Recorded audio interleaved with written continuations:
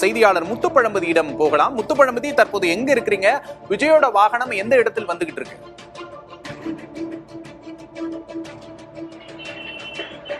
விக்னேஷ், நான் டோல்கேட் பகுதியில் நிற்கிறேன். விஜயோட வாகனம் இங்கிருந்து சற்று தொலைவில், அதாவது மாவட்ட காவல்துறை கண்காணிப்பு அலுவலகம் அருகே வந்திருக்கு. அவங்க குறிப்பிட்ட நேரத்தில் இந்த பகுதியை கடந்திருக்க வேண்டும் என்றால் காலையில் ஒரு 10 மணிக்கு இந்த பகுதியை கடந்திருக்கணும். ஆனால் விமான நிலையத்திலிருந்தே வாகனங்கள் ஊர்ந்தே வருவதால், அதாவது தொண்டர்களின் கூட்டத்தால, பொதுமக்களின் கூட்டத்தால ஊர்ந்தே வருவதால இந்த காலதாமதம் ஏற்பட்டிருக்கு. இப்ப நம்ம நிற்கக்கூடியதான் திருச்சியோட முக்கியமான நுழைவாயில் பகுதி. ஒளிப்பதிவாள காட்டுறாருல, இது முக்கியமான நுழைவாயில் பகுதி. இந்த சாலை முழுமையாக ரசிகர்களின் கூட்டத்தால துண்டிக்கப்பட்டிருக்கு. எந்தவித போக்குவரத்துமே இது உள்ள போக முடியாத சூழல் ஏற்பட்டிருக்கு. இந்த வழியாகத்தான் சத்திரம் பேருந்து நிலையம், ரயில் நிலையம், மத்திய பேருந்து நிலையம், அரசு மருத்துவமனைக்கு செல்லணும். இது 1 மணி நேரத்துக்கு முன்பாகவே இந்த சாலை முழுமையாக முடக்கப்பட்டிருக்கு. இப்ப இந்த வழியாகத்தான் இன்னும் சற்று நேரத்தில் தாவேகா தலைவர் விஜய் இந்த இடத்தை கடந்து மரக்கடைக்கு செல்ல இருக்காரு. ஆனால் இதுல பல்லாயிரம் மக்கள் இங்கு குடியிருப்பதால இதுல உடனடியாக கடந்து செல்வாரா, இல்ல காலதாமம் ஏற்படும் என்ற கேள்வி எழுந்திருக்கு.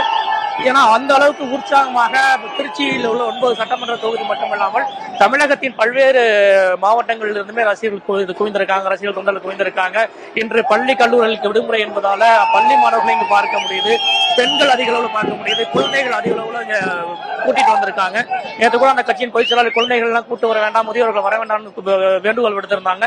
அதனையும் கடந்து அதிக அளவில் பெண்கள் குழந்தைகளை கூட்டிட்டு வர காட்சின்னு பார்க்கலாம். முழுக்க இந்த பகுதியில் முழுமையான போக்குவரத்து பாதிப்பு ஏற்பட்டிருக்கு. நம்ம இது இது பாத்தீங்கன்னா சென்னை கன்னியாகுமரி தேசிய நெடுஞ்சாலை. அந்த சாலையின் மேல் பகுதியில் போக்குவரத்து செல்வதற்கு காவல்துறை ஏற்பாடு செஞ்சிருக்காங்க. ஆனால் முழுமையாக இந்த பக்கம் புதுக்கோட்டை ராமேஸ்வரம் தேசிய நெடுஞ்சாலை, இந்த நெடுஞ்சாலையில போக்குவரத்து முழுமையாக 1/2 மணி நேரமாக முடக்கப்பட்டிருக்கு. இந்த வழியாகத்தான் தாவேகா தலைவர் விஜய் இன்னும் சற்று நேரத்தில் வருகை இருக்காரு. விமான நிலையத்திற்கும் இதை கடந்து தான் செல்ல வேண்டும். விமான நிலையத்துக்கும் இந்த சாலையில் தான் செல்லணும். ஆனால் போக்குவரத்து ஒரு புறம் முழுமையாக முடக்கப்பட்டிருப்பதால விமான நிலையத்திற்கு செல்பவர்கள் குறித்த நேரத்துக்கு செல்ல முடியுமா என்ற கேள்வி எழுந்திருக்கு. ஏன்னால் மாற்று வழி என்றால் பஞ்சப்பூர் பேருந்து நிலையம் சென்று அல்லது KK நகர் சென்று அந்த வழியாக வரலாம். அது தெரியாமல் நேரடியாக திருச்சிக்குள்ள இருந்து இந்த பகுதியை இந்த வழியாக விமான நிலையத்திற்கு செல்பவர்கள் பாதிப்புக்குள்ளாகக்கூடிய சூழல் தான் ஏற்பட்டிருக்கு. ஏன்னா அந்த அளவு போக்குவரத்து பாதிப்பு. நம்ம டோல்கேட் பகுதியிலிருந்து புதுக்கோட்டை ராமேஸ்வரம் தேசிய நெடுஞ்சாலை எல்லாம் போறோம். இந்த வழியில் எதிர் திசையில தான் விஜய் வந்துட்டு இருக்காரு. அவர் மாவட்ட காவல்துறை கண்காணிப்பு அலுவலகத்தை கடந்துட்டாரு. இன்னும் சற்று நேரத்தில் IG அலுவலகத்தை கடந்து இந்த வழியாக செல்ல இருக்காரு. மரக்கடையில் அவர் தேர்தல் பரப்புரையை தொடங்க இருக்காரு. இப்ப இந்த காட்சிகளை பாருங்களேன். அந்த இருசக்கர வாகனத்துல போறாங்கல்ல, இவங்க விமான நிலையத்துக்கு போனவங்க இருசக்கர வாகனத்துல யாரும் வர வேணாம். ஏன்னா அந்த கட்சியின் கொள்கை பரப்பு செயலாளர் வேண்டுகோள் விடுத்திருந்தாரு. அதனையும் கடந்து இவங்க ஊர்வலம் சென்றதாலதான் ஆயிரக்கணக்கானவர் மீண்டும் அங்கிருந்து ஊர்வலமா வந்துட்டு இருக்காங்க. சாலையின் இருபுறமும் பாத்தீங்கன்னா கட்சி நிர்வாகிகள் கடந்து பெண்கள், பொதுமக்கள் அதிக அளவு குவிஞ்சிருக்காங்க. இந்த வணிக வளாகங்கள்லாம் பெண்கள், குழந்தைகள், சிறுவர்கள் அதிக அளவு குவிஞ்சிருக்கிறத பார்க்க முடியுது.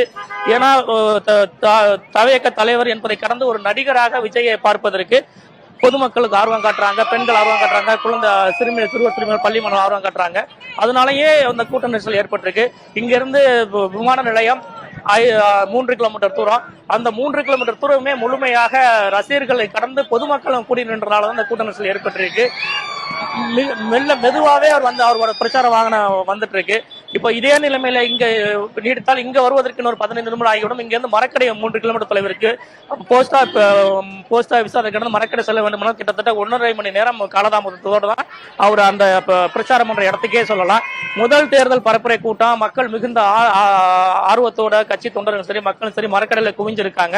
ஆனால் இந்த காலதாமதம் அவர்களுக்கு சிக்கலை கொடுக்க வாய்ப்பு இருக்கு. ஏன்னா வெயில் அதிகரிக்க ஆரம்பிச்சிருச்சு.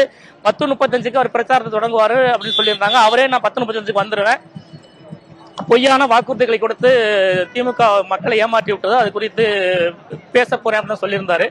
விஜய் நேற்று அறிக்கையில கூட அப்படிதான் சொல்லியிருந்தாரு. அப்ப மிகுந்த எதிர்பார்ப்போட வந்திருக்கும் போது இந்த காலதாமதம் என்ன மாதிரியான ஒரு பாதிப்பையும் கட்சி தொண்டர்கள் கூட ஏற்படுது. வெயிலின் தாக்கம் அதிகரிச்சுட்டு வருது விக்னேஷ்.